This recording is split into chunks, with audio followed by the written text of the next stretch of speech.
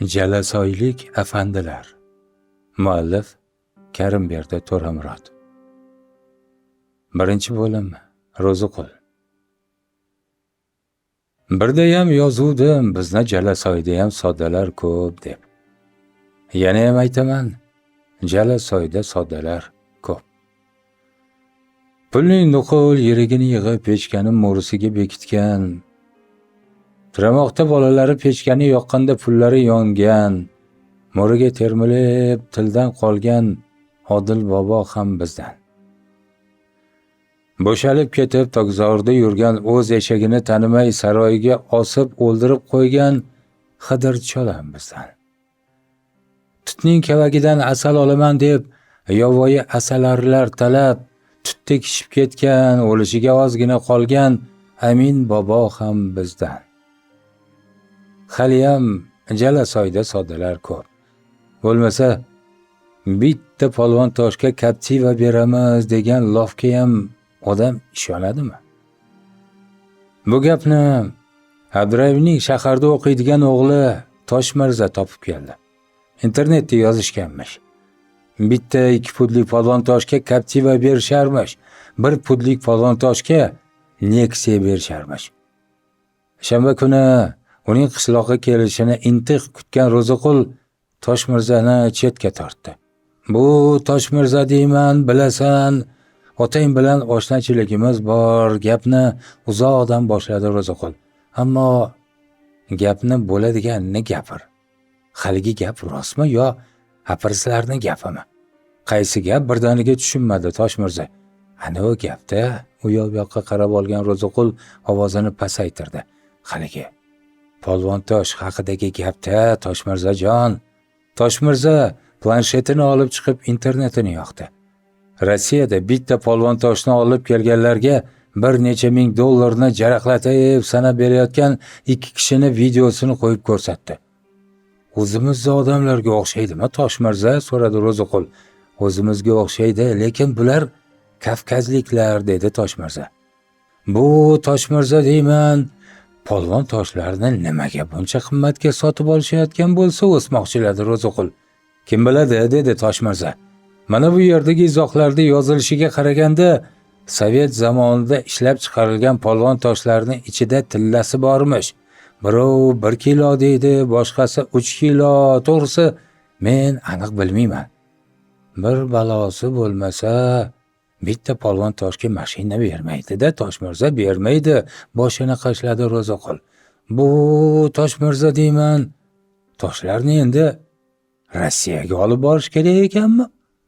Toshkentda ularning vakili bor ekan, o'sha odamga ham topshirsa bo'lar ekan, dedi Toshmirza. Mana manzilni ham yozishibdi. Qani ana shundan gapirdi Toshmirza, sevinib ketdi Ro'ziqul. Bitta qog'ozga manzilni yozib berchi. Ertasiga Ro'ziqul damasiga o'g'illari mashq qilib yurgan 2 1 pudlik polvon toshlarni ortib yo'lga tushdi. Baxtash tavakkal. Aytilgan manzilga borganda u yerda turgan mashinalarni ko'rib yuragi shuv etdi. Mashinalardan polvon toshlarni tushirayotgan kishilar ularni bir soqolli kishiga berishar, soqolli kishi esa beli bukilmagan dollarlarni sanab berayotgan edi. Ro'ziqul olib kelgan toshlarni ko'tarib o'sha soqollini oldiga bordi. Daragoy, почему мало? Принеси много, dedi soqolli va 500 dollarni sanab berib qo'shib qo'ydi. 32 kilogrammovi принесешь. 500 dollarов получишь. Ro'ziqul qolganini eshitmadi. Mashinasini orqaga burdi. Har gal Toshkentdan qaytishda 3-4 kishini olib qaytadigan joyida to'xtamadi ham. Dollarlarni qayta sanab cho'ntagiga tiqqancha uyiga shoshildi. Otchopar bozor oldida to'xtab, bozor darvozasi yonidagi dollar furushlarga bitta 100 talik dollarni maydalab oldi. Demak, dollar jonivorlar haqiqiy ekan, deb qo'ydi Ro'ziqul. Ertasiga jiyanlarining, ukalarining hovlisida yotgan 2 pudlik toshlardan 10 tasini yig'ib Toshkentga kelgan Ro'ziqul naqd 5000 dollarni cho'ntagiga urib ortiga qaytar ekan, yuragi naqd tomog'ining tagida urayotganini sezdi. Bu Ro'ziqul deyman, yo bular sog' emas, yo haqiqatdan bu toshlarning bir balosi bor. Ro'ziqul hamma ishini yig'ishtirib qo'yib polvon tosh yig'ishga tushib ketdi. Egamberdi polvonnikidan 4 ta chiqdi. Bolalari ularni dastasigacha yerga ko'mib qo'yishgan ekan. Bu polvonni bolasi deyman. Toshlarni nimaga bunaqa qildilaring? So'radi toshlarni yuvib, ko'ylagining etagi bilan artib yaltirayotgan Ro'ziqul. Otamiz tosh ko'tarmay qo'yganiga 30 yil bo'ldi, dedi polvonni quvondi o'g'li. Bekorga yotmasin deb ularni ko'mib, dastasiga mol bog'lab yuribmiz-da. Mana u pulga 30 ta temir qoziq beradi, bir dasta pul uzatdi Ro'ziqul. Polvon toshdan yana bo'lsa, birovga bir nima demay o'zimga olib borib beraver, xafa qilmayman. Necha pul berasiz Ro'ziqul bobo? So'radi quvondiq. 2 pudligiga 100 mingdan beraman deb yubordi Ro'ziqul. 1 pudligiga 50 ming. 100 ming og'zi bir tomonga ketib qoldi quvondiqning. Rostingizmi? Rost, yolg'oni bilan ishing bo'lmasin. Nechta tosh topib bera olasan? 10 ta tosh topib borsam olasizmi? Bu polvonning bolasi deyman. Sal ishonmading chog'i yonidan bir bog'lam yap yangi 5 mingtalik chiqardi Ro'ziqul. 10 tasiga oldindan beraman. Qancha tosh topsang birovga cho'rq etmasdan o'zimga olib boraver. Quvondiq cho'rq etib qo'ydi shekilli. Qishloqning bor o'smiri polvon tosh axtarishga tushib ketdi. 3 kunda 50 dan ortiq polvon tosh topib kelgan bolalar jinni bo'lgan Ro'ziqul bobodan 5 million so'm pulni naqd sanab olishdi. Ro'ziqul esa 50 ta polvon toshga soqolli odamdan naqd 25 ming dollar olganini ular qayerdan bilsin? Jalasoyning bolalari boshqa qishloqlarni ham oralab, kim o'g'irlab, kim so'rab olib, kim sotib olib, polvon toshlarni olib kelaverishdi. Ro'ziqul 100 mingdan sanab beraverdi. Biror oydan keyin birorta maktabda ham, birovning uyida ham polvon tosh qolmadi. Oxirgi safar Ro'ziqul zo'rg'a yiqqan 12 dona toshini Toshkentga olib borganida yangilikni eshitib esi og'ib qolayozdi. Daragoy, teper каждый гиря $1000. Naberi daragoy, и перенеси еще много. 12 ta polvon toshga 12 ming dollarni sanab olgan Ro'ziqulning ichiga olov tushdi. Bu Ro'ziqul deyman, garang deyman, ovsar deyman. Oldingilarni topshirmay tursang o'larmiding? Yap yangi Captiva'ni minib olgan Ro'ziqul avvaliga Urgut tumanining, keyin qo'shni Toshloq, Jonboy, Bulung'ur, Pastdarg'om tumanlarining bo'yini bo'ylab enini enlab chiqdi. U tumanlarning ham o'z Ro'ziqullari bo'lib, ular bizning Ro'ziqul borguncha polvon toshman deganini terib olishgan ekan. Oqdaryoda bir kishida bor emish, har bir polvon toshni $500 sotyapti emish degan gapni eshitgan Ro'ziqul o'sha yoqqa uchdi. O'sha odamni topdi, savdolashmoqchi bo'ldi. "Aka, lag'im olasmang. Biz ham nonni qulog'imizga yemaymiz", dedi Sobir. "Bilamiz, kavkazliklar narxni oshirganini. Eshitdim, 700 dan beryapti ekan." "Bu Sobir deyman, qulog'ingiz hamma narsani tez eshitar ekanda", kuldi Ro'ziqul. "Mayli, hammasini olaman. O'pdim." Ro'ziqulning puli yetmadi. Captiva'sini o'z narxidan arzonroqqa narxlab berdi. Bir zil bilan savdolashib, Sobirning bor polvon toshini yuklab uyga olib keldi. "Bu Ro'ziqul deyman, endi pishiq bo'l. Bularni narx yana oshganda sotasan." Orada Toshkentga yana bir borib kelgan Ro'ziqulning paytavasiga qurt tushdi. Bitta polvon tosh $5000 chiqibdi. "Bu Ro'ziqul deyman, polvon toshlar sof oltindan ishlanib qoraga bo'yalganmikin ha? Bittasini eritib yo sindirib ko'rsammikin ham", dedi.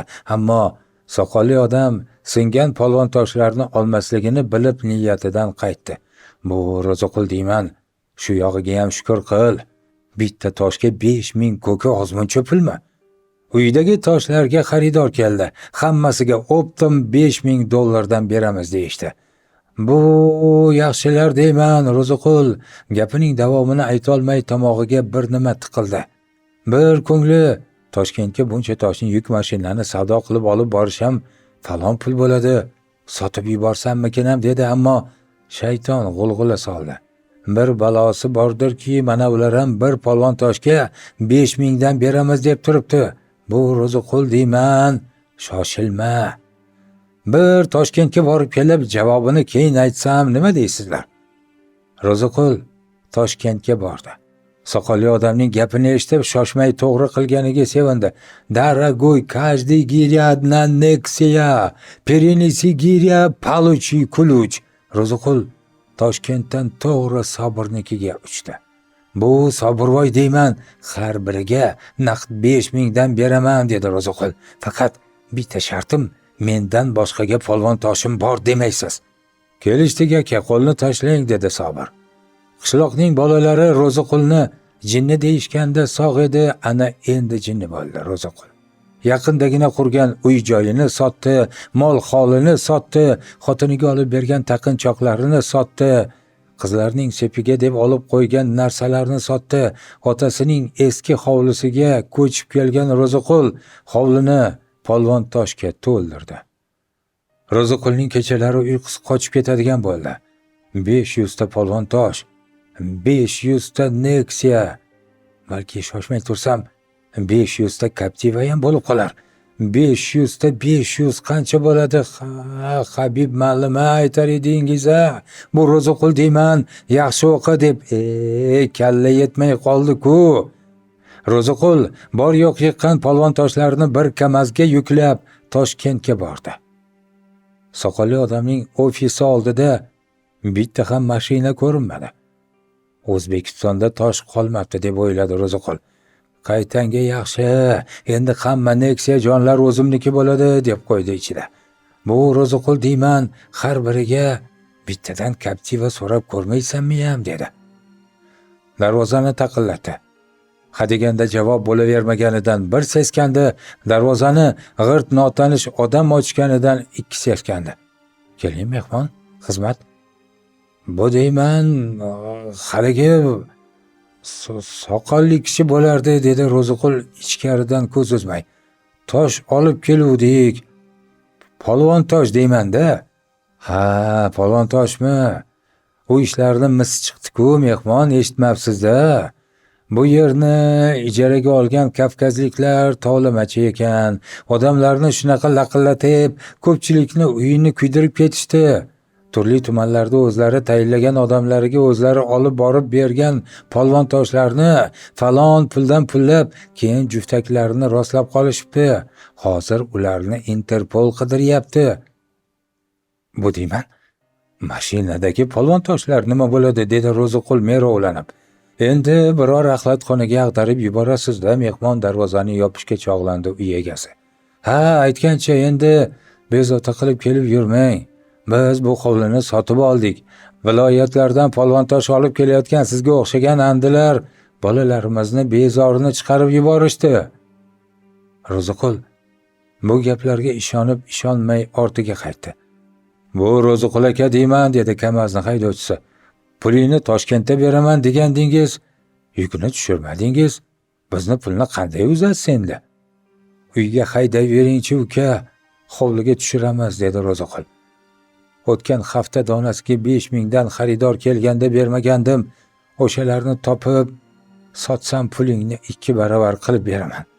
Bunday bo'lishi mumkin emas. Bu deyman, bu yerda bir anglashilmovchilik bo'lganga o'xshaydi. Uyga hayda uka, uyga hayda, ammo mana eshitgan gapingni yangangga aytmay tur. Ikkinchi bo'lim Tolib. Bunisi 20 yilcha oldin bo'lgan edi.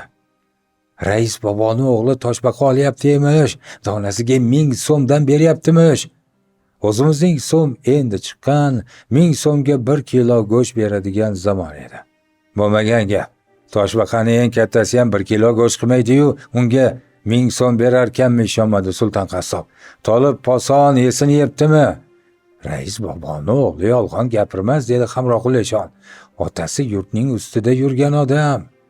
Jalasoyliklar bu gapni obdon mushohada qilib bo'lguncha, Marayim oqsoqolning mol boqib yuradigan o'g'li Ashir Tirriq 20 ta toshbaqani Do'ngsoyga olib borib, Rais boboning o'g'li Tolib posondan 20 000 so'mni olib keldi. Rais boboni hovlisi odamga to'lib ketgan, dedi ashirtirriq. Chap tarafdan odamlar kim sumkada, kim savatda, kim qopda toshbaqa olib borib donasiga naqd 1000 so'mdan pulni olib ketyapti. Shoshmanglar, bu ishni birmisi chiqmasin, oldin obdon o'ylaylik, dedim Meliqul birga. Bekorga bitta toshbaqaga 1000 so'm bermas, otangga o'xshab sergumon bo'lma, dedi Hamroqul eshon. Toshbaqani Turkiyaga jo'natyapti ekan. Turklar biznikilardan olib konserva qilib Fransiyaga jo'natisharmish. Ularni tansiq taomi emish toshbaqa. Fransuzlar toshbaqa emas, qurbaqa yeydi, dedi qo'ldosh muallim. Menimcha toshbaqani xitoyliklar yeydi. Senga nima farqi bor, dedi Qo'nish bobo gapga aralashib. Xitoy yeydimi, karis yeydimi, ish qilib biznikilar yemaydi. Mo'ltonini eshagini sug'or, pulini ol. Bir yerda ocharchilik bo'ptimi deymanda mulla Safar, dedi Jahbar bobo. Esingizda bormi? Urush yillari qop qilib toshbaqa yig'ib frontga jo'natgan edik. Ha, dashtlarda toshbaqa qolmagan edi, esladi mulla Safar. Ana shu rais bobo maktab bolaman deganini chiqarib, o'zi bosh bo'lib, bu Shom qoshtidan Gultur tepagacha toshbaqa terdirgan edi. Jalasoylikman degani dashtga chiqdi. Toshbaqaman degani qolmadi. Tirigini ham, o'ligini ham yig'ib Tolib posonga topshirishdi. Poson aka, men toshbaqani kosasini topib oldim, olib kelaverdim, dedi Qosim qiyshiqni o'g'li. Kosasini ham olaverasizmi? Olaveramiz, 1000 so'm uzatdi Tolib poson. Olib kelaveringlar, ertadan narxni oshiramiz. Toshbaqaning tirigiga ham, o'ligiga ham 3000 dan beraman.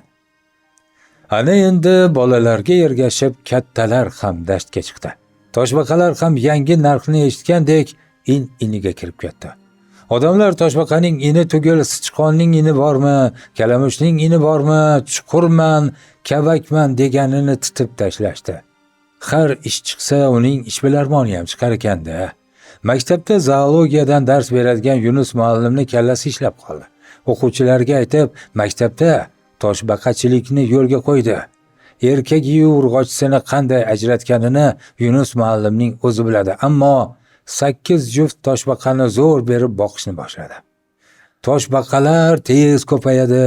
Toshbaqachilik to'garagi a'zolariga tushuntirdi Yunus muallim. Ona toshbaqalar 200 tagacha tuxum qo'yadi.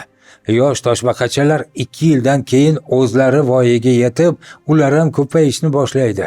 Ana endi hisoblanglar, 8 ta ona toshbaqamizdan bu yil 1,5 mingta toshbaqa olsak, kelasi yil 3000 ta, keyingi yili 4,5 mingta bo'ladi. Buni ustiga yangi toshbaqalarimiz ham 200 talab tuxum qo'yishni boshlaydi. Maktabni bitirgunlaringcha yaxshilab parvarish qilsak, hammang millioner bo'lib ketasanlar. Toshbaqachilik to'garagi a'zolari ham, Yunus muallim ham millioner bo'lishga ulgurmadi. Jalasoyda gap tarqaldi. Tolib posonni do'koni yopilibdi, hammasi bo'lmagan gap ekan. Rais boboni bor budini sotib, hamma puliga toshbaqa sotib olgan Tolib poson bankrot bo'libdi. Rais bobo Tolib posonni uydan haydab yuborganmish. Rais bobo o'g'lini uydan haydab yuborgani rost chiqmadi, ammo rais bobo Tolib posonni o'ziga xaltalatib, hamma toshbaqalarni dashtga qo'yib yubortirgani rost bo'ldi. Rais bobo baribir yurtning ustida yurgan odamda, biladi-da.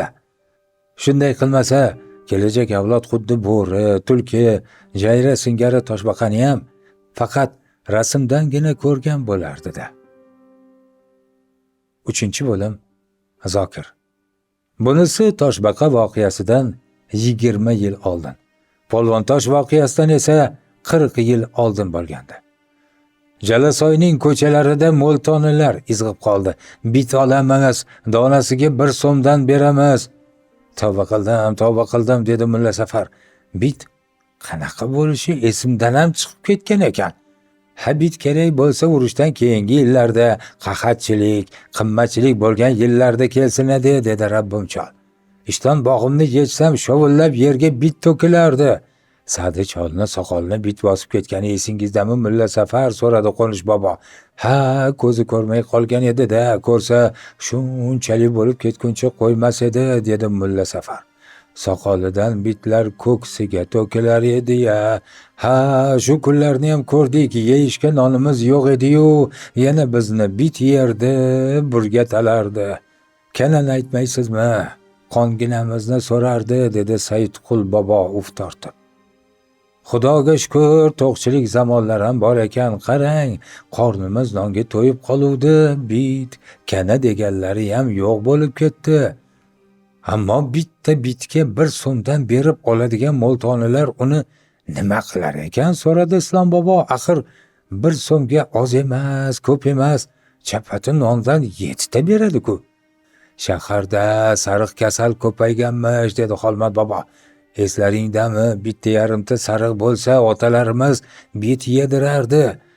Bit sariqqa davo bo'larkanda. Ha, sariq kasal ko'paygan bo'lib, bit sariqqa davo degan gap chiqqan bo'lsa, mo'ltonini kuni tug'ibdi, dedi Qo'nish bobo. Hali eshitasizlar, odamlar bu mo'ltonilardan bitta bitni kamida 3 so'mdan sotib olayotgan bo'lsa kerak. Jalasoyliklar shaharga borib aniqlab kelishga ulgurishmadi. Bitning narxi 5 so'mga chiqdi. Ammo Jalasoydan bit chiqmadi. Jalasoyga erkak mo'ltoni kelmas edi, keldi.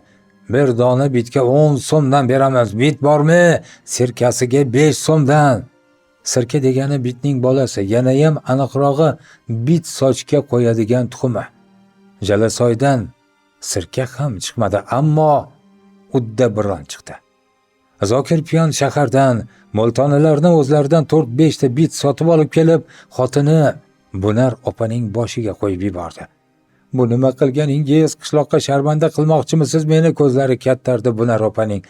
1-2 oy odamlarga ko'rinmay turasan, Bunar, dedi Zokir piyon. Sochingni ham yuvmay turasan. Mana shu bitlar bir ko'paysin, donasiga 5 so'mdan olamiz, Bunar. Surishtirdim, tez ko'payarmish. Urg'ochisi kuniga 5 tadan tuxum qo'yarkan, tuxumdan chiqqanini o'zi ham 6 kundan keyin tuxum qo'yishni boshlarkan, Bunar. 1 oyda 1000 ta bo'lib ketadi. Xudo xohlasa 2 oy chidasang, 2000 ta bo'lsa naqd 10,000 so'm bo'ladi, Bunar. Ana keyin yangi Moskvich olamiz, shoshmay Volga olamiz. Keyin ana bu meni mindirmay ketib, izdivotsa qilgan ashir cho'loqni uyini oldidan ikkalamiz minib o'tib, baland qilib babillatamiz, Bunar. Bir xumordan chiqamiz. Siz Volgani babillatguncha meni bit bosib dodillatib yuborsachi, 2 oygina chidasang bo'ldi, Bunar. Keyin mo'ltonilarga aytamiz, o'zlari boshingni tozalab ketadi, sirkasini ham qoldirishmaydi. Shunaqa narsalarni o'ylab topguncha siz ham odamlarga o'xshab ishlasangiz bo'lmaydimi, nolidi Bunar opa. Nuqul tekin daromad axtarasiz. Nazarboy tillasini ko'mgan quduqni topaman deb 3 yildan beri chilla mozorni atrofini kalamushdek kavlab tashladingiz. Shuncha ketmonni tomorqaga ursangiz Nazarboydan ham boy bo'lib ketardingiz. Og'zingni yum, dedi Zokir piyon. Ko'rasan, hali Nazarboyni tillalarni ham topaman. Oz qoldi. Meni hisob kitobim bo'yicha men topmasam bolalarim topadi. Bu aniq. O'g'illaringizni ham boshini aylantirib tashladingiz. Ikkovi ham o'qishni tashlab sizga qo'shilib, birovni tillasini axtargan. Birovniki dema, Bunar, birovniki dema. U tillalar nasib bo'lsa bizniki bo'ladi, dedi Zokir piyon. Endi qizlaringni chaqir. Nima? Qizlarni ham boshiga biz qo'ymoqchimisiz? Yo'q, ularga chiroyli qilib tushuntirmoqchiman, chaqir. Bunar opa qizlarni chaqirdi. Napi, buvish, endi ikkoving ham kichkina uyda yotasan, dedi Zokir piyon. Ayang bilan yotmanglar. Ayangni ko'rpa to'shagi, ayniqsa yostig'iga tegmanglar. Nimaga, dada? Hayron bo'ldi Nafisa. Ayam kasal bo'lib qoldimi? Ha, ayang kasal. Qizining o'zi bahonani topib berganidan xursand bo'ldi Zokir piyon. Ayang og'ir kasal. Kasali yuqumli, juda tez yuqadigan kasal. Yaqinlashsang bo'ldi, yuqadi. Ayang bilan ko'rishmay turasizlar, quchoqlashmaysizlar, o'pishmaysizlar ham, tushunarlimi? Ayam soppa-sog'-ku dada, ishonqiramadi Bibishoq. Nimaga unaqa deyapsiz? Ayangni shahardagi katta doktorlarga tekshirtirib keldik, dedi Zokirjon. Hozircha ayangni kasali yashirin shaklda ekan. Yaxshilab davolatsak, o'tib ketarmish. 2-3 oy uni yotish turishini alohida qilib qo'ysak o'tib ketarkan. Endi 3 oyga chiqdimi, qoshlarini chimirdi Bunar opa. 1-2 oy deng. Ha, uzoq bilan 2 oy, dedi Zokirjon. Keyin yana achim-achim qilib yotaverasizlar. Ammo Bunar opaning kasalining yashirin davri 2 oyga qolmadi, oshkora ko'rinishga o'tdi. Bunga sinfdagi Nafisaning orqasida o'tiradigan Halima sabab bo'ldi. "Mallim", baqirib yubordi Halima. "Nafisaning sochida bit yuribdi." "Bit?" Nafisaning yoniga keldi Yunus muallim. Mamlakatimizda kommunizm qurilishiga bir baqiya qolganda, yuksak sotsialistik jamiyatda yashayotgan baxtli sovet farzandida yana pioner qizning sochida bit bo'lishi mumkin emas. Buni eshitsa, bizning xato qilishimizni poylab o'tirgan kapitalistik mamlakatlarning siyosatchi janoblari nima deydi? Kapitalistik mamlakatlarning siyosatchilari nima desa der, ammo Halima Nafisaning sochidagi bitni ushlab olib, Yunus muallimning kaftiga qo'ydi. Yunus muallim uni olib borib, stoli ustidagi mikroskop oynasi ustiga qo'yib, asbob tuynugidan qaradi. "Ha, rostdan ham bit", dedi Yunus muallim xomush bo'lib. "Mana 6 ta oyog'i, 2 ta shop mo'ylovi, 6 bo'g'imdan iborat taram-taram iflos tanasi, ana qanoti ham bor ekan. Marhamat, tomosha qilishingiz mumkin." Bolalar birdaniga yopirilib mikroskopdan bitni tomosha qila boshlashdi. Yunus muallim esa Nafisaning boshiga kelib nutq irod qildi. "Sharmandalik, uyat, mening sinfimdan bit chiqishi pozor. Direktorga nima deyman endi? Rayanodan odamlar kelishadi, rayses, oblsesdan komissiya keladi endi. Butun respublikaga sharmanda bo'ldik. Bu gapni ertaga Moskva eshitadi, u yog'i Yevropa, Amerikaga ketadi bu gap. Butun dunyoda sharmanda bo'ldik endi. Hammasiga sen sababchisan. Sen tur, chiqib ket. Maktabga ham kelma." Nafisa 3 kun maktabga kelmadi. 4-chi kuni uni ham, singlisi Bibishoqni ham, ularning onasi Buvar opani ham Zokirjonning o'zi maktabga yetaklab keldi. Direktor shu zahoti maktabning barcha o'quvchilarini lineykaga to'pladi. Ikkala qizni safdan 2 qadam oldinga chiqardi. "Mana, ko'rib qo'ying sharmandalarni", dedi Meliyev domla. "Ammo biz bunaqa bitliqlarning bizni sharmanda qilishlariga qarab turmaymiz, ularga qarshi kurashamiz." "O'zim kurashib bo'ldim, direktor bova", dedi Zokirjon va qizlarining tang'ib bog'lab olgan ro'mollarini yechib oldi. Bir maktab bola gurullab kulib yubordi. Ikkala qizning ham soch tagidan pokkida yaltiratib olib tashlangan edi. "Qizlarimizni maktabdan haydamang jon direktor bova", yalindi Zokirjon. "Biz bitga qarshi jiddiy kurashyapmiz." Zokirjon xotinining ham ro'molini yechib oldi. Xotinining boshi oftobda yaltirab ketdi. Maktab hovlisidagi o'quvchilarning endigi qattiq kulgusidan nariroqdagi qayrag'och shoxlaridagi qushlar hurkib uchib ketdi. Jalasoylik afandilar, muallif Karimberdi To'ramurod. Triptix kitobidan.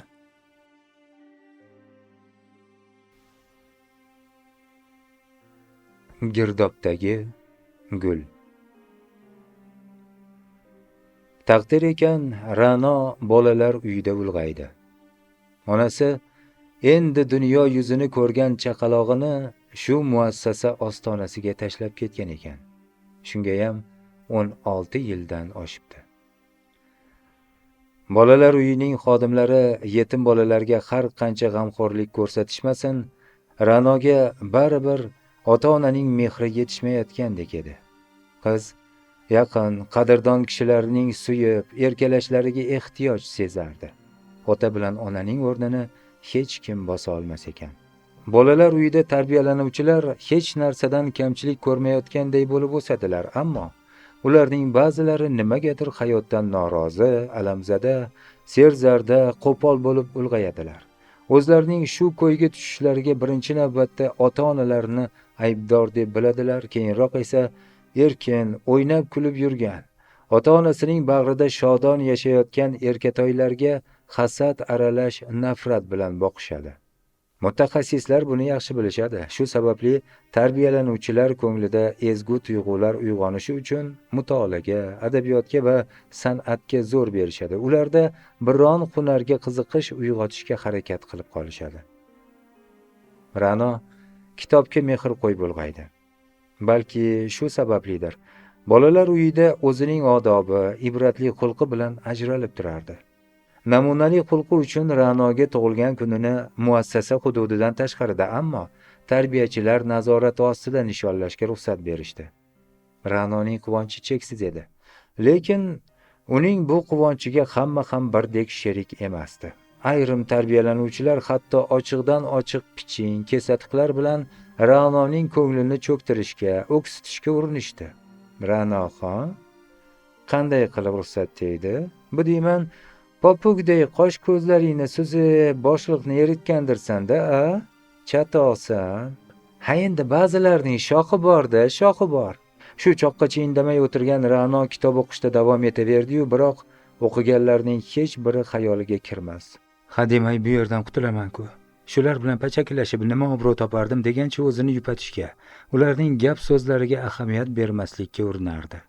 Karavatda yotgancha qosh ko'zlariga bo'yoq chaplayotgan Shohida ham gapga aralashdi. Yo, u yig'lab boshliqni ko'nglini yumshatgan, axir Ra'no artist.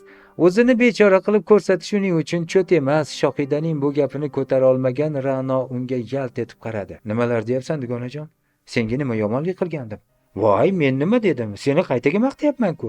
Bizga uyushtiriladigan tomoshalarga sahna ko'rinishlarini yozib bersang, buning ustiga ustak qoyilmaqom qilib o'zing yaratgan rollarni o'ynasang, talant, artist demay yana nima deyishim kerak?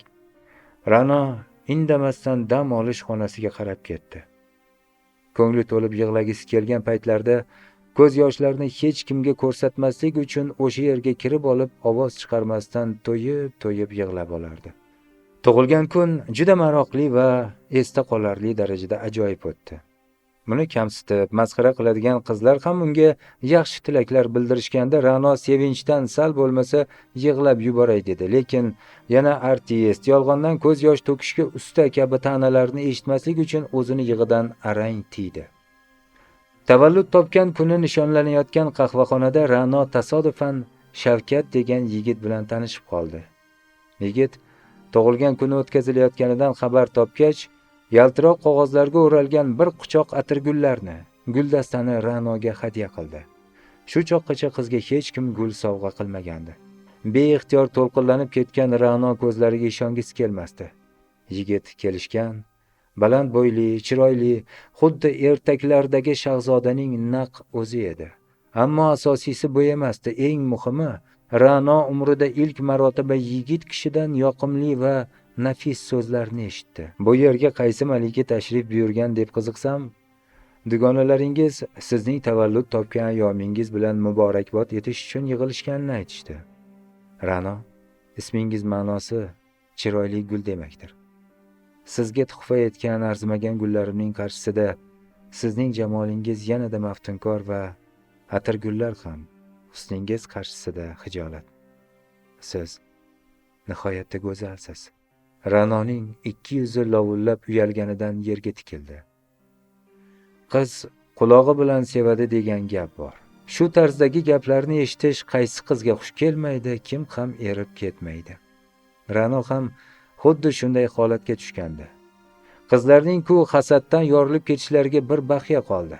Chiroyli so'zlar faqatgina kitoblarda, kinolardagina uchraydi va yoqimli ovoz hamda ta'sirli so'zlash faqat suxandonlargagina xos deb yurgan qizaloq bugun fikri xato ekanligini anglab, yuragida allanechuk shirin tuyg'ular uyg'ondi. Sha'niga aytilgan maqtov so'zlardan Ra'no o'zini 7-chi osmonda parvoz qilib yurgandek his etdi. Bazm tugagandan so'ng yigit uni tashqarida kutib turganini ko'rgan Ra'noning yuragi allanechuk orziqib ketdi.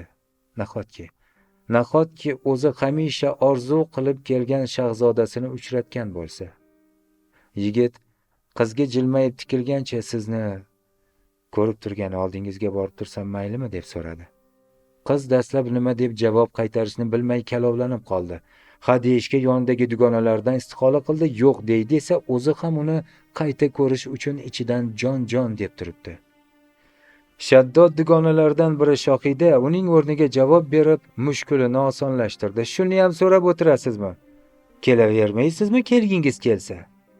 Shavkat Ra'nodan ko'z uzmagan ko'yi yana savolini takrorladi. Maylimi? Ixtiyor o'zingizda, dedi Ra'no uyalanqirab. Shu bo'ldi-yu ular tez uchrashib turadigan bo'lishdi. Bu qizning hayotidagi eng baxtli damlar edi. Ra'no balog'at yoshiga yetgani uchun pasportini olgan va endilikda ish taqsimotini kutayotgandi. Bayram arafasida kutilmaganda boshliq uni chaqirib qoldi. Ra'no, bayramga bag'ishlab tadbir o'tkazmoqchimiz. Endi bu yog'iga o'zing bosh-qosh bo'lmasang bo'lmaydi. Hademay, bizdan ham qutulasan deb hazillashib kuldi.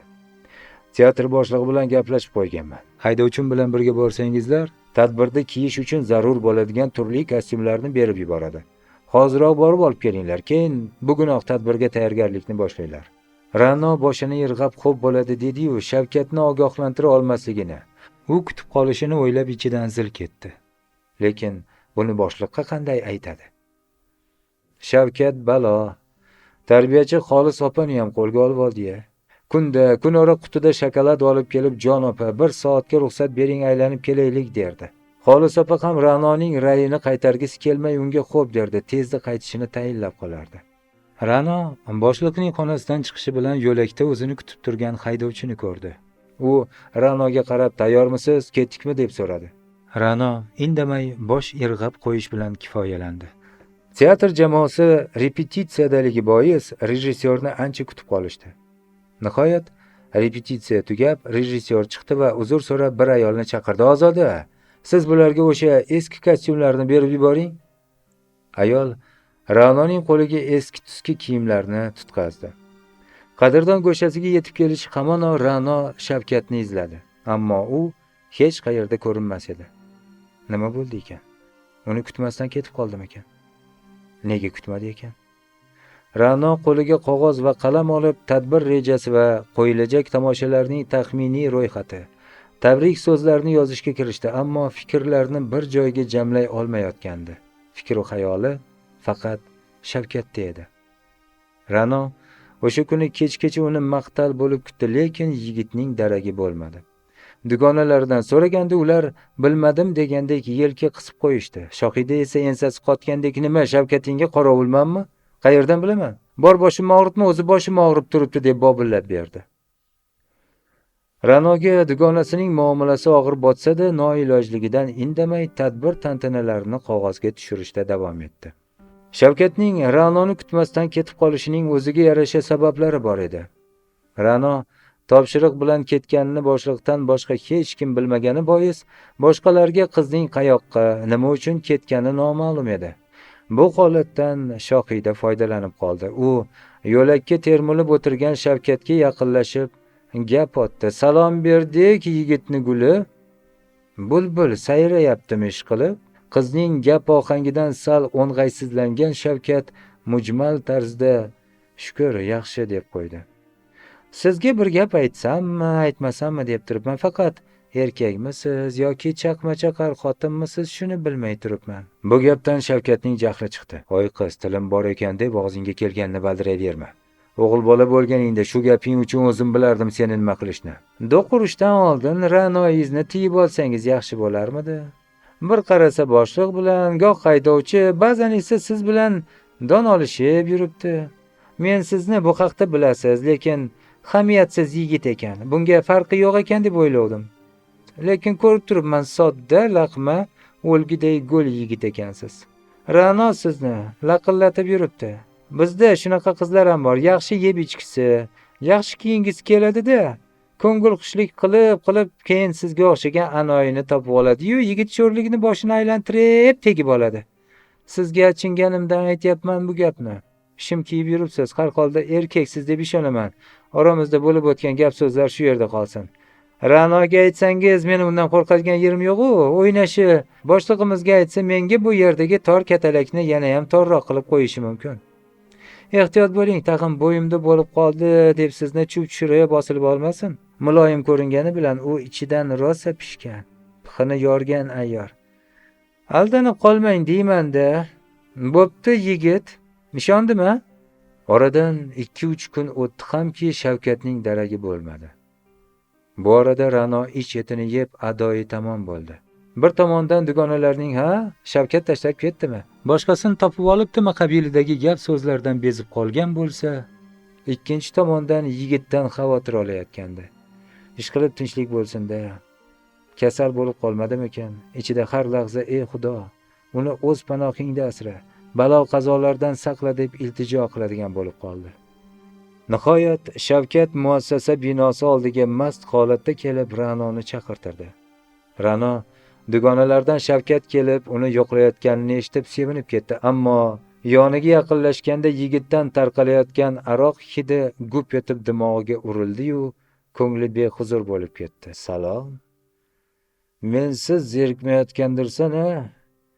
Kayf qilib yuribsanmi? Shavkatning ko'zlari suzilib, gaplari cho'zilib chiqardi. Assalomu alaykum Shavkat aka. Bu nimasi? Sizni ichishingizdan bexabar edim.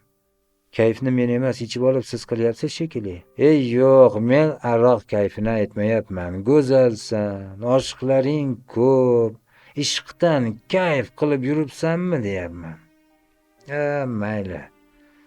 1 soatga so'rab chiq, taksida bir joyga borib kelamiz. Qanaqa oshiqlar, nimalar deyapsiz? Hech qayerga bormayman, siz massiz. Hushyor bo'lib kelsangiz o'shanda gaplashamiz, dedi yigitni sovuq muomalasidan ko'ngli ranjigan Ra'no. Demak, meni yaxshi ko'rmas ekansan-da. Gaplaring yolg'on ekan-da. Unday emas. Buni o'zingiz ham yaxshi bilasiz. Unaqada isbotla. Yur men bilan. Siz bilan dunyoning narigi chetiga ketishga ham tayyorman. Siz yonimda bo'lsangiz bas deganding-ku. Ammo bu ahvolda emas. Shavkat yalinib turib olgach, Ra'no nochor roziligini bildirdi. Tarbiyachidan 1 soatga ruxsat so'rab chiqdi. Ular muyulishgacha jimgina ketishdi. Chorrahaga yetganlarida Shavkat taksi to'xtatib boriladigan manzilning nomini aytdi.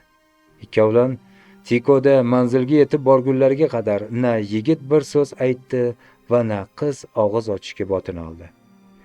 9 qavatli bino qarshisida taksidan tushgach, qiz Shavkatga ergashdi. Ular liftga chiqishgach, Shavkat 6-qavatning tugmachasini bosdi. Ular to yuqoriga ko'tarilishgunga qadar qizni turli xayollar o'z girdobiga oldi. Ra'no, Shavkat akam meni ota-onasi bilan tanishtirish uchun olib borayotgan bo'lsa kerak degan o'yga borib o'ng'aysizlandi. Ular ota-onang kim deb so'rab qolishsa nima deb javob beradi? Shavkat uning yetimligini yashirgan bo'lsa-chi? Ular nasl nasabining tayini yo'q qizning bizga keragi yo'q deyishsa-chi? Lift eshigi ochilib, ikkalasi yo'lakka chiqishdi.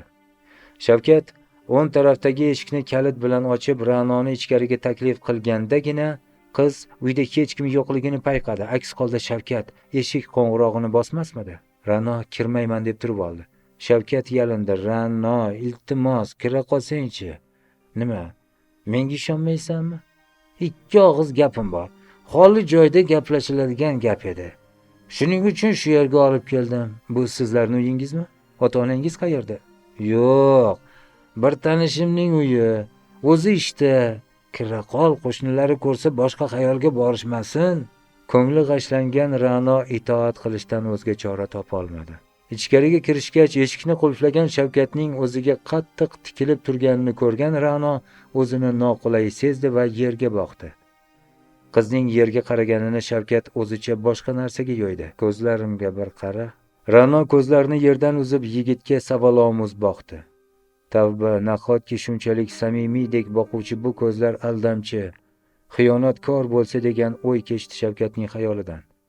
Nahot u boshqalar bilan Yo'q.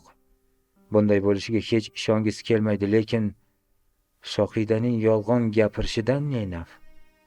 O'sha kunni uchrashishga kelishgan kunimiz qayerga ketganding? Boshlig'imiz topshirig'i bilan teatrga liboslar olib kelishga. Haydovchi bilanmi? Ha, Nega aynan seni yubordi? Chunki tadbirni tashkillashtirish va rol ijro etish meni zimmamga yuklatilgan edi. Ha, hammasi tushunarli. Nega bunchalik sodda ko'rinadi desam, sahnada rollar o'ynayverib, hayotni ham sahna o'yiniga aylantirib yuborgan ekanda. Gap bu yoqda ekanda. Artist. O'zini beg'ubor ko'rsatishga bunchalar ustasi farang bo'lmasa. Menga bir dugonang seni to'g'ri kelgan odam bilan yurib ketaveradi deb aytdi, dangal gapga o'tdi Shavkat. Qiz bo'lsang, uylanaman. Eshitgan gapi qulog'imga yanglish chalinmadimikan deb quloqlariga ishonmay qolgan Ra'noning tili bazo'r aylandi. Nima? Qiz kaftlari bilan yuzini to'sgancha ho'ngrab yig'lab yubordi. Menga ishonmasangiz ishonmang, mayli, lekin haqorat qilmang. Dabdurustdan Shavkat qizni yechintirishga urina boshladi. Ra'no avvallari Shavkatning barmog'i tegib ketsa ham vujudida qaynoq taftni his qilardi. Hozir esa sovuq ilon tegib ketgandek seskanib o'zini orqaga tortdi. Iltimos qilaman, tegmang menga. Xudo xayringizni bersin, sharmanda qilmang meni. Sizga ishonganim uchun kelgandim, ammo mast Shavkat qizning yalinib yolvorishlariga parvo qilmay, uni mahkam quchoqlab olgancha bir qo'li bilan og'zini berkitdi, ikkinchi qo'li bilan yechintira boshladi.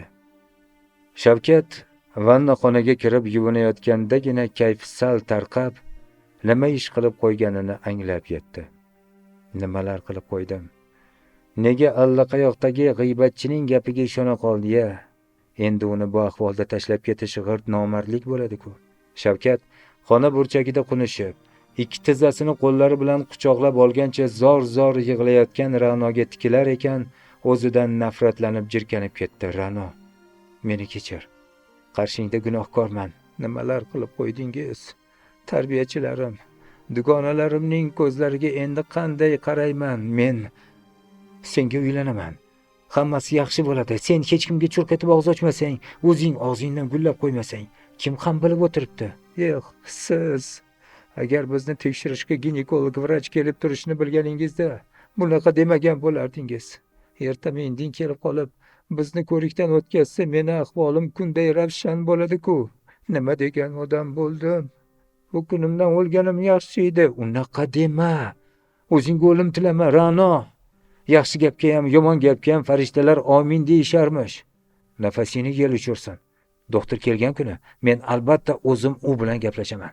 Hammasini yotig'i bilan tushuntiraman. Kerak bo'lsa og'ziga siqqan pulini ham beraman. Uning ham bola chaqasi bordir. Ko'rasan, hali ikkalamiz aql totuv yashaymiz. Baxtli turmush kechiramiz. Sen menga keraksan. Sensiz hayotning menga aslo qizig'i yo'q. Haligacha o'ziga kela olmay dag'-dag' qaltirab ko'z yosh to'kayotgan Ra'noga yigitning gaplari samimiy bo'lib tuyuldi. Mastlik kursini aroq ta'sirida nojo'ya ish qilib qo'ydi-da. Aslida meni qattiq sevadi degan o'yga borgan Ra'no biroz taskin topdi. Iltimos, meni tezroq olib boring, u yerda meni qidirib qolishmasin. Ha, albatta, hoziroq yo'lga tushamiz. Shavkat aka, sizga yolg'on gapirgan odam kim? Uning kimligini menga ayting, iltimos. Ra'no, tushun. Buni senga ayta olmayman. Tasavvur qilib ko'r, senga birovga aytmayman deb so'z bersam, u so'zimni ustidan chiqolmay va'damni buzsam, menga bo'lgan ishonchingga dars ketmasmidi? Gapi to'g'ri. Va'dasini buza olmasa nima qilsin? Shavkat akam va'dasiga vafo qiladigan yigit. Ra'no yonida gunohkorona bosh egib ketayotgan Shavkatga tikilarkan, boyagina undan nafratlangani yodidan ko'tarilib, qalbini yana otash muhabbat hissi chulg'ab oldi. Shavkat Ra'noni ichkariga kiritib yuborib, endi orqaga qaytayotgan mahali qarshisidan Shohida chiqib qoldi. Bu gal Shavkat piching qilishdan o'zini tiyib tura olmadi. Salom berdik, oppoq qiz. Shohida Shavkat o'zini mazax qilayotganini tushunib, unga xuddi suvarakka tikilgandek ijirg'anib qaradi. Maqsadga o'ting. Nima gapingiz bor edi menda? Avvalo biror xoliroq joyga o'tsak degandim. Ular chekkaroqqa o'tishgach, Shavkat do'qarilash gap boshladi. Menga Ra'noni buzuq degandingiz. Lekin gapingiz mutlaqo yolg'on bo'lib chiqdi. U qiz bola ekan. Yo'q, siz buni qayoqdan bila qoldingiz? O'zi shunaqa dedimi yoki birga bo'ldinglarmi? Bunaqa ilmoqli savoldan Shavkat kalavasining uchini yo'qotib qo'ydi. qosh qo'yaman deb ko'z chiqarib qo'ymasa edi. Shohida yigitlar bilan uchrashib yuraverganidan ko'zi pishib ketgani bois Shavkatning holatidan, yuz ko'zidan allaqachon o'ziga kerakli xulosani chiqarib olgandi. Shohida kutilmaganda ha kulib yubordi. Voy, o'lib qolaman. Ra'nodan kutsam ham sizdan kutmagandim. Balo ekansiz u. Rosa ichingizdan pishgan pismiq ekansiz a? Nimalar deyapsiz o'zingizcha? Shavkat miyasiga qo'qqisdan kelib qolgan fikrdan suyunib ketdi. Men uni tanish ginekologga olib borgan edim. Gapingizga aniqlik kiritish uchun, e'tiboringiz uchun. U bokira ekan. Ha, ginekologning o'zi buni tasdiqladi. Hozirgi aytilgan gap to'qib chiqarilgani Shavkatning shundoqqina yuz ko'zidan bilinib turardi. Shohida Shavkatni savolga tutdi. Qaysi ginekologga olib bordingiz? O'zimizni poliklinikadagi tanish ginekolog doktor xotinga. Poliklinikalarda ginekolog bo'lmaydi-ku, Shohida. Aslida poliklinikalarda ginekolog bo'lish bo'lmasligini bilmasa-da, yigitga hujum qilayotgandi. Ginekologiya markaziga borgan bo'lsangizlar kerak-a? Ha, gapimdan adashib ketdim. Poliklinika deb yuboribman. O'sha yoqqa, haligi ginekologiya markaziga boruvdik. Adashmayotgan bo'lsam, peshindan keyin chiqib ketdinglar, shunday emasmi? Ra'noni tushlik payti oshxonada ko'rgandim. Ha, nima bo'pti shunga? Qachon borganimizni sizga nima daxli bor? Gapni chuvalatmay, nega bo'xton qilganingizni gapiring. Namuncha ichingiz tor bo'lmasa, daxli bo'lgani uchun ham gapiryapman. Bilmasangiz bilib qo'ying, ginekologiya markazida ginekolog vrach soat 8 dan 12 gacha ishlaydi. Siz u yerga bormagansiz. Ra'no bilan kayfu safo qilib kelyapsiz. To'g'ri topdimmi? Gapimni bo'lmay oxirigacha eshiting. Gapim tugasa keyin sizni eshitaman, xo'pmi? Men sizni laqma, go'l deb o'ylasam, kechirib qo'yasiz-u, qip-qizil ahmoq ham ekansiz. Qizishmang, negaligini aytaymi? Hozir tibbiyotimiz taraqqiyoti ancha jadallashib ketgan. Puli to'lansa bas, istagan juvonni bir zumda qiz bolaga aylantirib berishadi. Nima demoqchi bo'layotganimni tushunayotgan bo'lsangiz kerak, yo yana ham ochiqroq aytaymi? Pul nimalar qilmaydi. Erta-indin yetimxonamizga tekshiruvga ginekolog kelish kerak. Shunaqa paytlarda boshlig'imiz gap so'zga qolmasligi uchun haydovchisi bilan Ra'noni shifoxonaga jo'natadi. Sevgilingiz esa u yerdan bir yumalab, onasi o'pmagan qizga aylanib qaytadi. Tushunarlimi? Shohidaning bu qadar o'ziga ishonch bilan gapirishi Shavkatning boshiga urilgan gurzidek bo'lib tuyuldi. Boyagina ko'nglida paydo bo'lgan ishonchni yana shubha, gumon egallab, bu hislar uning yuragini ilonday zaharlay boshladi. Yuragi Ra'noga ishon, Shohida tuhmat qilyapti desa ko'nglidagi shubha, u rost gapiryapti. Ra'noning o'zi ham erta-indin ginekolog tekshiruvga keladi degandiku, demak u xiyonatkor derdi. Shavkat ikki o't orasida qoldi. Tuhmat. Sizni hamma gaplaringiz boshdan oyoq yolg'on. Sizga umuman ishonmayman. Ixtiyoringiz, men sizga ishoning deb yalinayotganim yo'q. Ishonasizmi, yo'qmi, bundan qat'iy nazar shuni biling, haqiqat ana shunaqa achchiq bo'ladi. Ra'noning onasi nega uni tashlab ketgani haqida hech o'ylab ko'rganmisiz? Buni ham bilib qo'ysangiz yomon bo'lmasdi. Uning onasi fohisha bo'lgan, noqonuniy orttirgan bolasidan hazar qilib shu yerga tashlab ketgan. Yetimxonadagi bolalarning ko'pchiligi harom. Men ham onamni farishta bo'lmaganini yaxshi bilaman. Shuning uchun ayrimlardek o'zimni pokdamon qilib ko'rsatishga urinmayman ham. Bir maqolni eshitgandirsiz, qazisan, qartasan, asli naslingga tortasan. Irsiyat haqida ham eshitgan bo'lsangiz kerak. Qondan qonga, nasldan naslga kasallik ham, xulq-atvor ham o'tadi. Kinolarda ko'rganman, siz hayotda ko'rgandirsiz. Yaxshi oilalar kelin olishdan oldin uning nasl nasabini, yetti pushtini surishtirishi bekorga emas. Yaxshi boring. Meni sizga aytadigan boshqa gapim yo'q. Ketdim. Chao. Shohida ro'parasida baqaday baqrayib qolgan Shavkatga razm solarkan, yigitni tamomila mot qilib qo'yganiga ishonch hosil qildi va ortiga burilgancha yotoqxonasiga kirib ketdi. Ayniqsa tibbiyotdagi yutuqlar, Ra'noning onasi haqidagi gaplari rosa ishonarli chiqdi-da o'zi ham.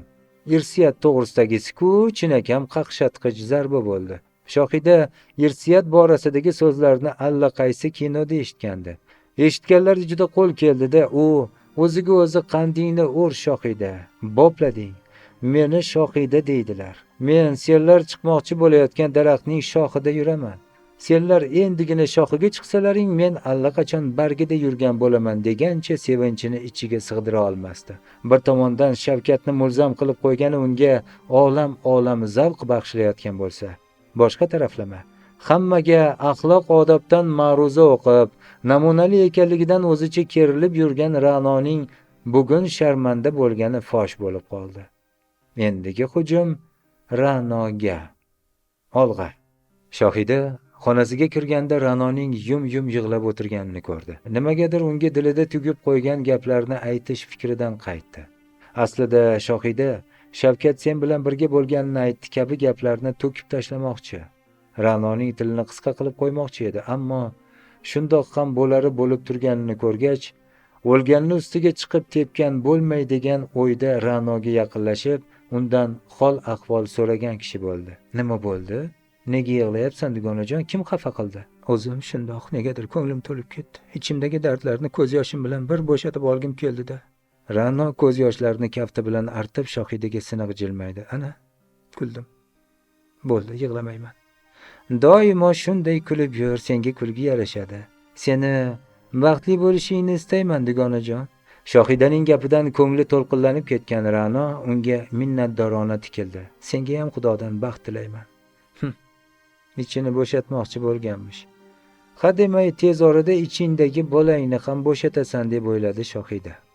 Qop-qop va'dalar bergan Shavkat mana oradan qancha vaqt o'tdiki, qorasini ko'rsatmay dom daraksiz ketdi. Na o'ngida, na uyqusida halovat bo'lgan Ra'no hech kimga qo'shilgisi kelmas.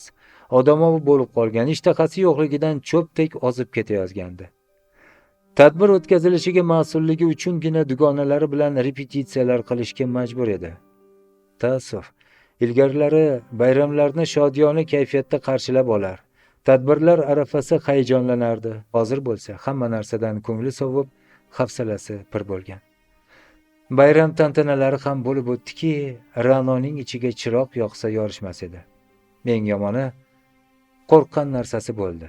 Shifokor qizlarni navbatdagi tekshiruvdan o'tkazgach, Ra'noning o'ziga uning homiladorga o'xshayotganini, maxsus apparat tekshiruvidan o'tishi shartligini tayinlab, yo'llanma yozib berdi.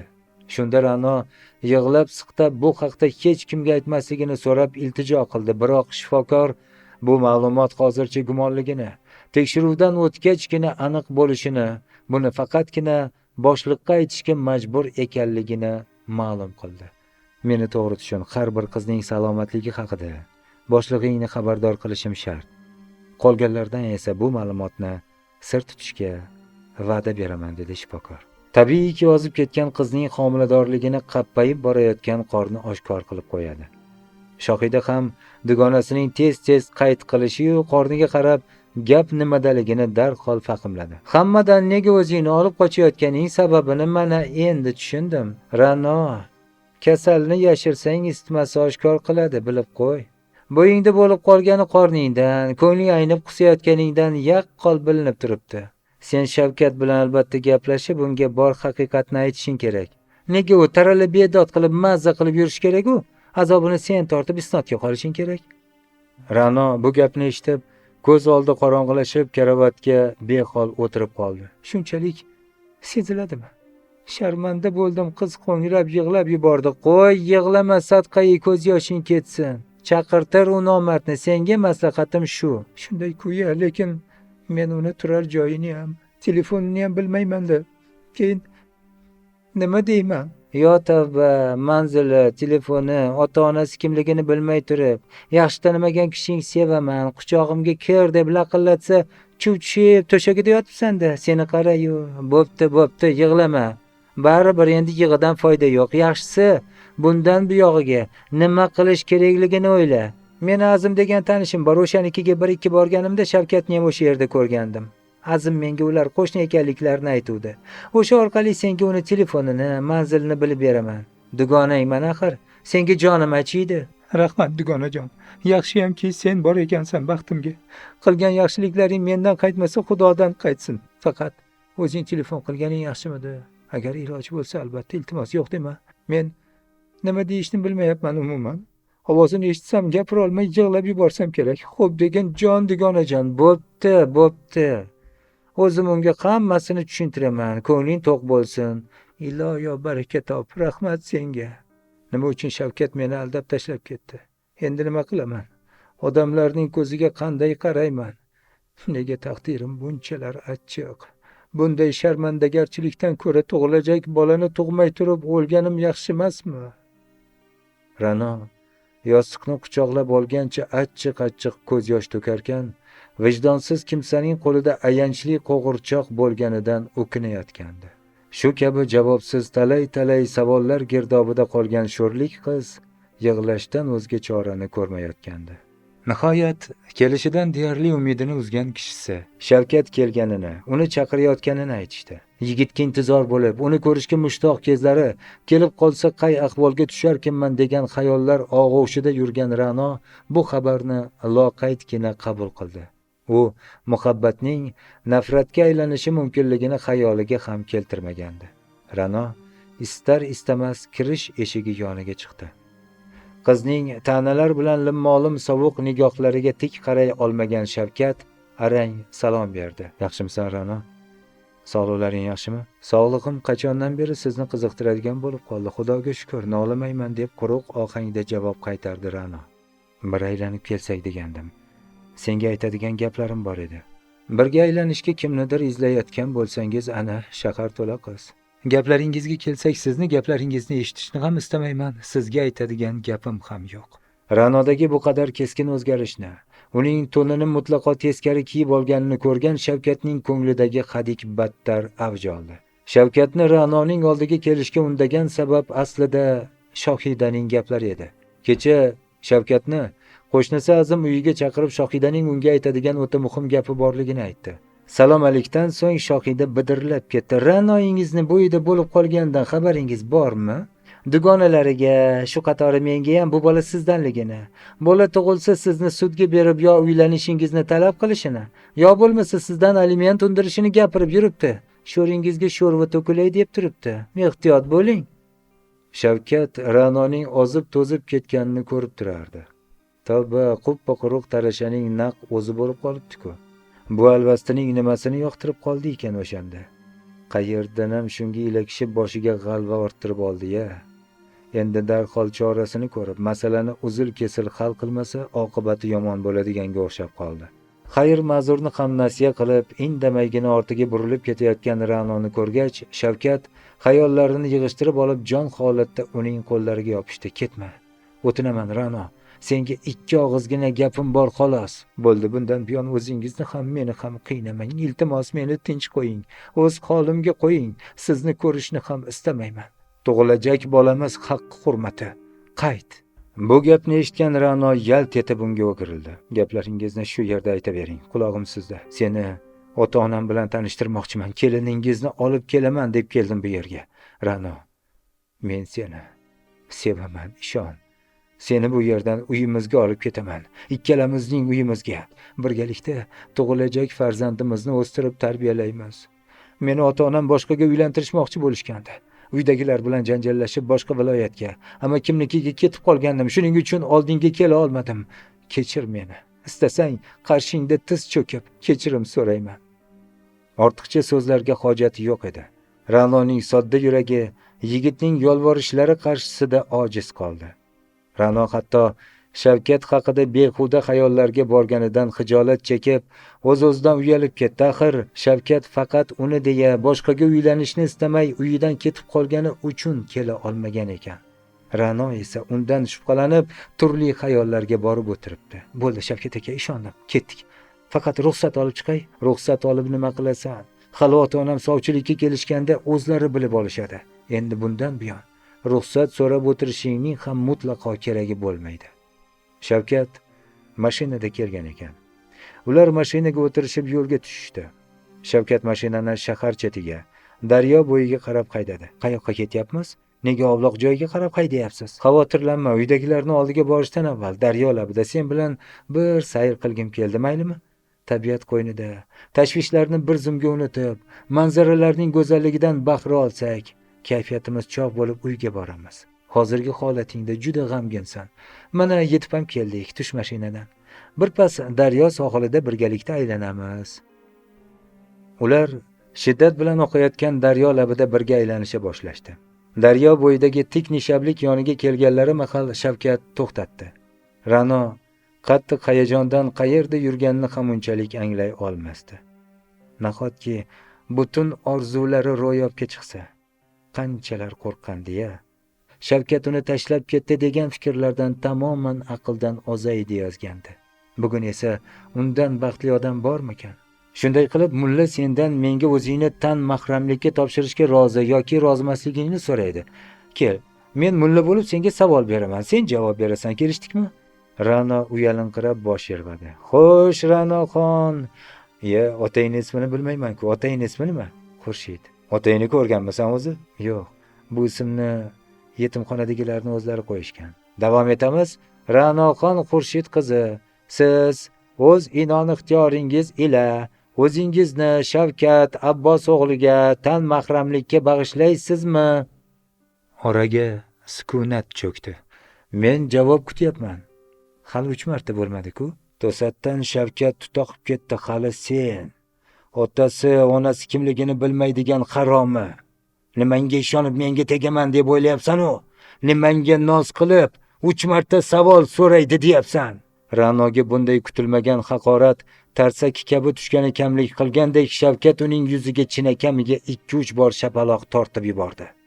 Kutilmagan holatdan Ra'no o'zini tamomila yo'qotib qo'yib, gangib qoldi. Hali sen meni sudga berib aliment undirmoqchimisan? O'ynashlaringdan orttirgan bolang uchun men aliment to'laymanmi hali? Sen oila sha'ni nimaligini bilasanmi?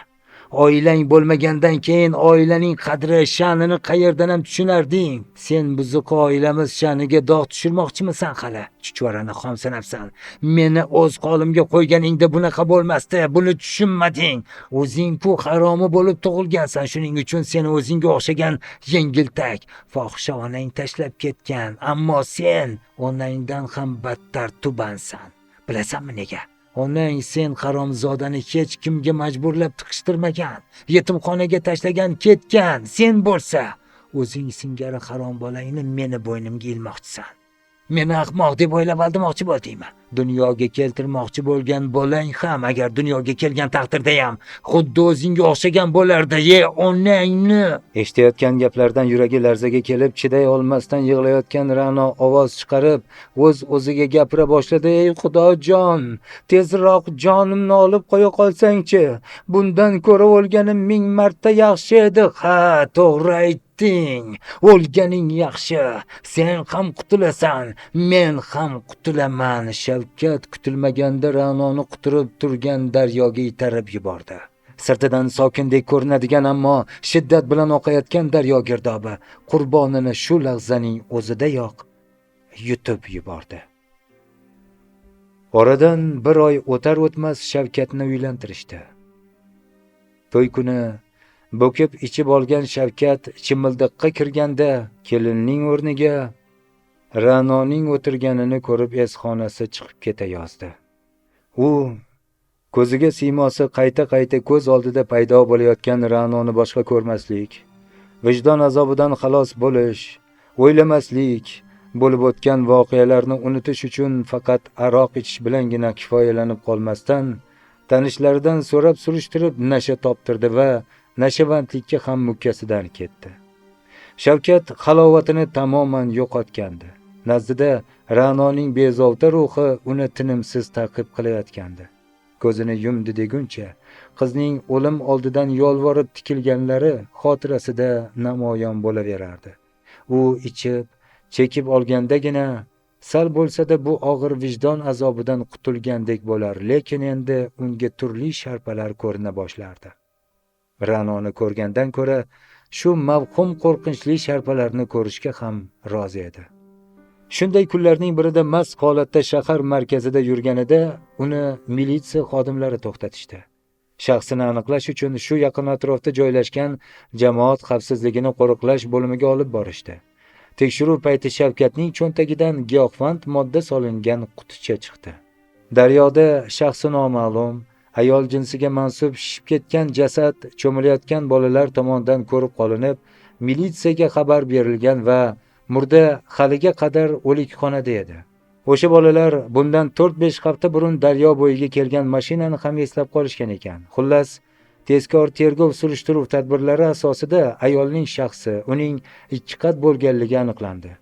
Tergovchilar bir tarbiyalanuvchilar yo'qolib qolganligi haqida ariza berilgan bolalar uyida ham bo'lishdi.